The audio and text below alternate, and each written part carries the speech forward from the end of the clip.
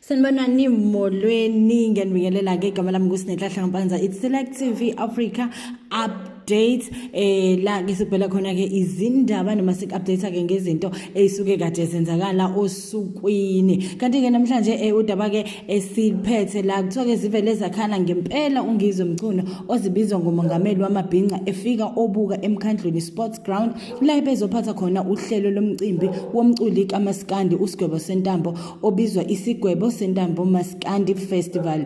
Inkumbi zabantu bezihambele lo mcimbi zivele zehluleka na ukuzibamba sijabulela ukufika kukaNgizwe obehamba ngebhanoyi kanye nenyanga yodumo uDr Khethelezi naye ozibiza ngenkosi yabalaphi bendabuko. Lo mcimbi uhanjelwe izinkumbi zabalandeli bakaMaskandi kanye nabaculi abaningi esingabala kubo drivers emnike ubahuphe uZaneva imithende ulimithi kanye nabanye abaningi. Kanti uNgizwe ubephethe uhlelo ebambisene noMadlokovu uZimdola kanye noKiss before. Kanti ke abantu einkundleni zokuxhumana cha bakithi abawuvali umlomo.